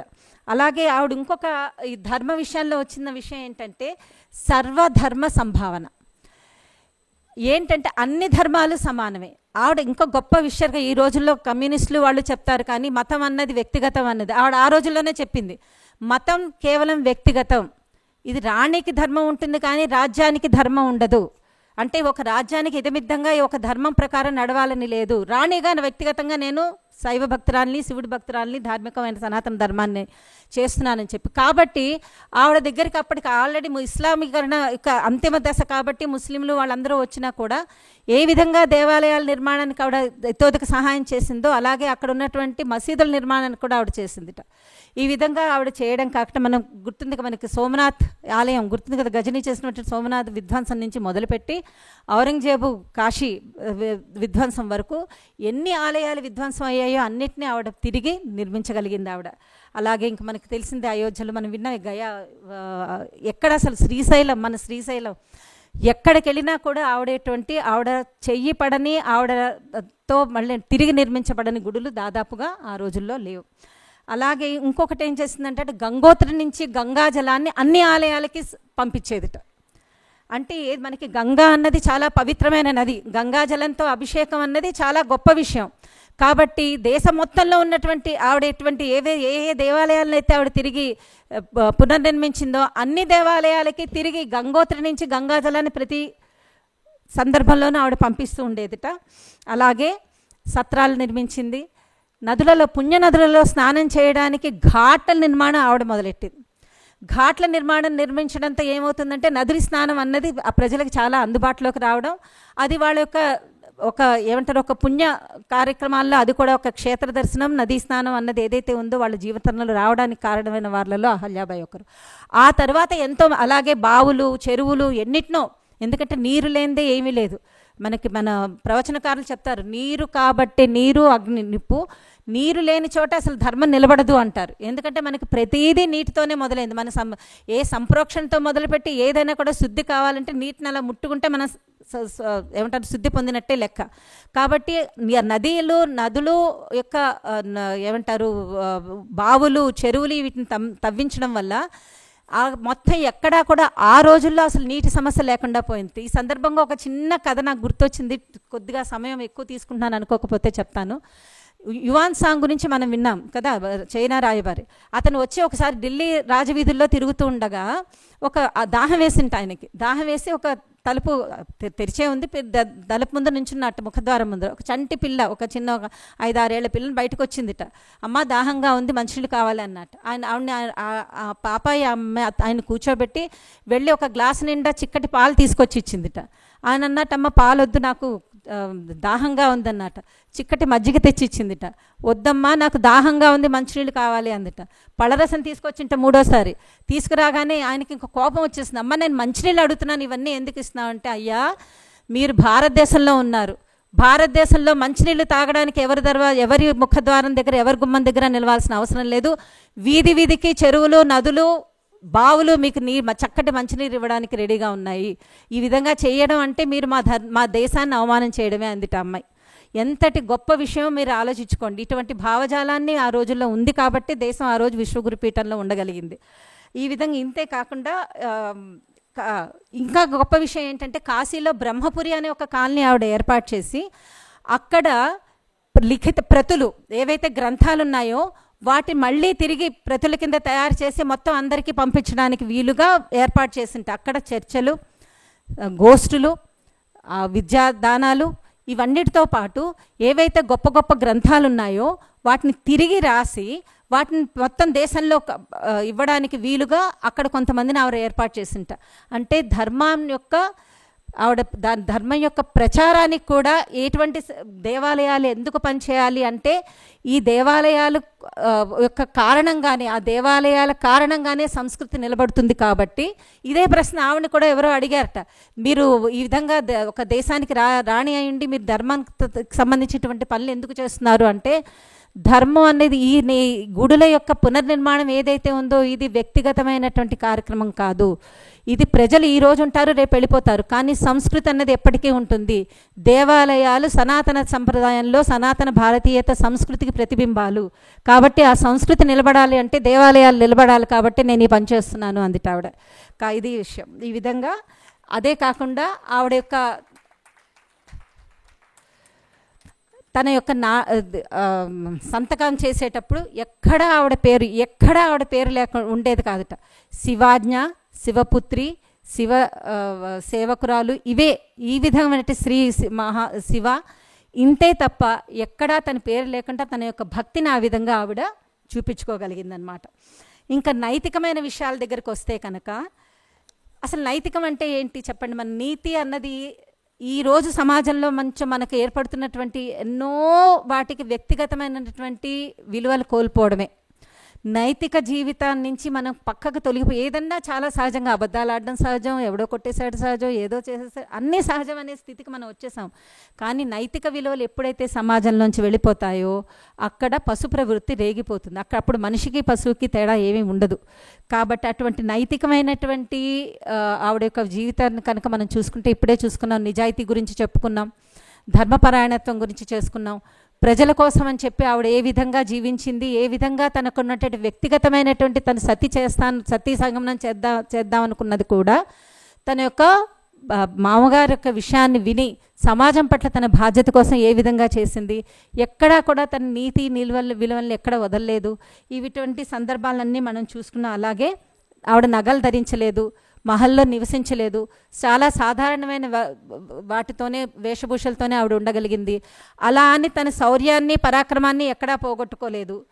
అవునా కదా? ఆవిడ ఏదో ఉంది కదా, ఏదో లేకుండా ఆవిడ వైపు కన్నెత్తి చూడడానికి కూడా శత్రువులు భయపడే విధంగా తన శౌర్యాన్ని పరాక్రమాన్ని ఆవిడ చూపెట్టింది. తద్వారా ఆవిడ అందరినీ కూడా ఎక్కడ ఉండాలో అక్కడే ఉంచగలిగింది. కాబట్టే తన యొక్క ఈ జీవితాన్ని ఏదైతే జీవించగలిగిందో ఆ విధంగా జరిగింది. ఈ విధంగా మనం చూసుకుంటే కనుక అహల్యాబాయి హోల్కర్ని ఒక రకంగా మనం శంకరాచార్యుల తర్వాత అంతటి సంపూర్ణ భారతదేశంలో అన్ని ప్రాంతాలని ఆవిడ ఏమంటారంటే తన యొక్క వెళ్ళగలిగింది. ఏ విధంగా అయితే సనాతన ధర్మ పరిరక్షణకి ఈ పాషండ మతాన్ని ఖండించడానికి శంకరాచార్యుల వారు ఏ విధంగా అయితే భారతదేశ ప్రదక్షిణ చేశారో, అదేవిధంగా జీర్ణానికి శిథిల స్థితికి చేరుకున్నటువంటి ఖండితమైనటువంటి దేవాలయాన్ని పునర్నిర్మించడానికి ఆవిడ మొత్తం భారతదేశంలో ఈ విధంగా పరిక్రమ చేయగలిగింది. అంటే ఆవిడ రాజ్యం ఒక శ్రీరామ రాజ్యానికి ఉదాహరణంగా, అదేవిధంగా సనాతన ధర్మానికి ప్రతీకైనటువంటి చిహ్నాలను మళ్ళీ తిరిగి మనం ఈరోజు కూడా మనం చూడగలుగుతున్నాము అంటే దానికి కారణం ఇప్పుడు మనం ధార్మికంగా మనం చెప్పగలంటే మొట్టమొదటి గురువు మనకి శంకరాచార్యుల వారే. ఆయన లేకపోతే సనాతన ధర్మం అన్నది ఈరోజు ఈ విధంగా ఉండేది కాదు. అదేవిధంగా ఈ దేవాలయాలు కూడా ఈ విధంగా నిర్మించబడి తిరిగి వాటిని ప్రాభవాన్ని కోల్పోకుండా ఉండగలిగాయంటే అహల్యాబాయి హోల్కర్ గారి దానికి కారణం. కాబట్టి అటువంటి గొప్ప చరిత్ర కలిగినటువంటి వ్యక్తి యొక్క పరిచయాన్ని ఈరోజు మనం చాలా చాలా సంక్షిప్తంగా తీసుకున్నాం. ఎందుకంటే మనకున్న సమయం ఒకటి, తర్వాత ఒక విహంగ వీక్షణం, ఇవన్నీ బీజాలే. ఒక విషయంగా తెప్పదలుచుకున్నా అంటే ఇవన్నీ బీజారోపణలే. వీటిని మనం వృక్షాలుగా మార్చుకోవాల్సిన సందర్భం మనదే. ఒక విషయాన్ని మనం విన్న తర్వాత ముఖ్యంగా చరిత్ర ఎందుకు చదువుకోవాలి అన్న విషయం గురించి చెప్పాల్సి వస్తే మనకు ఒక కథ ఉంది. ఒక పులి, గర్భవతి అయినటువంటి ఒక పులి అడవిలో వెళ్తుండగా ఒక వేటగాడు వెంబడించాట. అతని బాణం నుంచి తప్పించుకుంటూ ఉండగా అది అంతలోపల ఎక్కడో అడవిలో ఏదో నిప్పు రాజు చేసుకోవడం, దాంతో సింహం పులి ఒక నది ఉంటే ఆ నది పాయని దూకి తన ప్రాణాలను రక్షించుకుందామని దూకడంలో ఆవిడ నిండు గర్భిణి కాబట్టి ఆవిడ బిడ్డ ఏదైతే ఉందో అక్కడ జారి పడిపోయింది. ఆడ పులి ఆ నదిని దాటి వెళ్ళిపోగలిగింది, కానీ బిడ్డ అక్కడ పడిపోయింది. కానీ ఎక్కడ పడింది? అది గొర్రెల మందలో పడింది. పుట్టిన పులి శిశువు ఏదైతే ఉందో అది ఎక్కడ పడింది? గొర్రెల మందలో పడింది. గొర్రెలు అర్థమైపోయింది కాబట్టి వాటికంటే వేరే ఆలోచన ఏమీ ఉండదు కాబట్టి అవి కూడా వాటి పిల్లలాగానే వాటిని భావించి అలానే పెరుగుతూ వచ్చింది. అది వాటిలాగానే గడ్డి తినిపిస్తుంది, నచ్చట్లేదు కానీ ఎందుకో తింటున్న మిగతా వాటిలాగానే మొత్తం స్వభావం దానికి గొర్రెల స్వభావం వచ్చేసింది. ఆ స్వభావం వచ్చిన తర్వాత ఒకరోజు మళ్ళీ ఇవన్నీ మేతకని వెళ్తుంటే ఇంకొక పెద్ద పులి ఏదో వాటి మీద వాటిని వెంబడించిందిట. వెంబడించగానే మిగతా గొర్రెలతో పాటు ఇది కూడా పరిగెడుతోందిట. ఇది కూడా పరిగెడుతుంటే ఆ పెద్ద పులి ఎంత తెలివైందో చూడండి. ఇదేంటి, ఇది నాలానే ఉంది కదా, నాలానే పులే కదా, పులి జాతికి సంబంధించిందే కదా, గొర్రెల్లాగా పరిగెడుతుంది ఏంటి అని ఆ గొర్రెల్ని వదిలేసి పులి వెంటబడిందిట. వెంటబడి వెళ్ళి మొత్తాన్ని దాన్ని పట్టుకోగానే అది రక్షించి నన్ను వదిలే ఏడవడం మొదలెట్ట. నువ్వేడుస్తావేంటి అని చెప్పి దాన్ని తన పంజాతో పట్టుకుని లాక్కుంటూ వెళ్ళి అక్కడ నదీ ప్రవహిస్తుంటే అందులో నువ్వు చూడు అందిట. చూడగానే దాని మొహం తేడాగా కనిపించింది దానికి మొట్టమొదటిసారి. ఏంటి నేను ఇలా ఉన్నాను, నీలా ఉన్నానేంటి అంటే మళ్ళీ చూడు అందిట.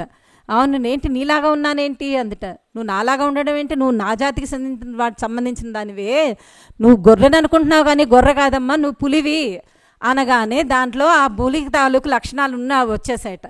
మనం చరిత్ర చదువుకోవడానికి కూడా ఇదే సందర్భం, ఇదే కావాలి. మన పూర్వీకులు ఏదైతే మన ఘనతని సాధించడానికి అహర్నిశలు వాళ్ళు కష్టపడ్డారో, అది పాండిత్యం అవ్వనివ్వండి, శౌర్యం అవ్వనండి, వీర్యం అవ్వనండి, ఎటువంటిదన్నా అవ్వనివ్వండి, దాని తాలూకు లక్షణాలని దాని తాలూకు అన్నీ మనలో ఉన్నాయి, నిహితమై ఉన్నాయి, మన రక్తంలో ఉంది. అది సాధారణమైన తపస్సు చేసి మనలో వీటిని పంపించలేదు. కానీ మనం ఏమనుకుంటున్నాం, మనం గొర్రెలం అనుకుంటున్నాం. ఈ గొర్రెలం కాదు, మనం సింహాలము, మనం పెద్ద పులులం, మనం ఇది అది అని చెప్పుకోవడానికి వీలుగా మనం చరిత్ర చదవాలి, నిజమైన చరిత్ర చదవాలి. ఎన్సీఆర్టీ చదువులు మార్క్సిస్టులు కమ్యూనిస్టులు చేసినట్టు చరిత్ర చదివితే లాభం లేదు. నిజమైన చరిత్ర చదివితే మనం ఎవరో మనకు తెలుస్తుంది. కాబట్టి తిరిగి మనలో ఉన్నటువంటి ఏదైతే ఉందో అది ఉద్దీప్తమై బయటికి మనం తీసుకురాగలం. ఈ తీసుకురావాల్సినటువంటి సందర్భాన్ని గమనించి గ్రహించి బాధ్యతగా ఈ మన ఇతిహాస సంకలన సమితి గారు చేస్తున్నటువంటి గొప్ప ప్రయత్నానికి నా శతాధిక నమస్కారాలు శిరస్సు వంచి సమర్పించుకుంటూ జై హింద్, భారత్ మాతాకి. మేడం, వీర నారీమణి అహల్యాబాయి గురించి చాలా చక్కగా స్త్రీ అంటే ఒక శక్తి అని, ఒక యుక్తి అని, ఒక మహాద్భుతమైన ధైర్య సాహసాలు ప్రదర్శించే ఒక స్త్రీ, ఒక జగన్మాత స్వరూపంగా, ఒక నవరసాలు చిందించే స్త్రీమూర్తిగా ఎంతో చక్కగా వివరించారు. మరొకసారి ధన్యవాదాలు మేడం. స్త్రీ తన యొక్క పాత్రని ఎలా పోషించాలి, స్త్రీ ఎలాంటి ధైర్య సాహసాలు ప్రదర్శించాలని చివరిలో మేడం మన ఇతిహాసం, మన చరిత్రను మనం ఎలా తెలుసుకోవాలి, మనం గొర్రెలం కాదు, మనం పులులము, అశోక చక్రం పైన ఆ 4 సింహాలం మనం అని చాలా చక్కగా చెప్పారు madam. Thank you so much ma'am.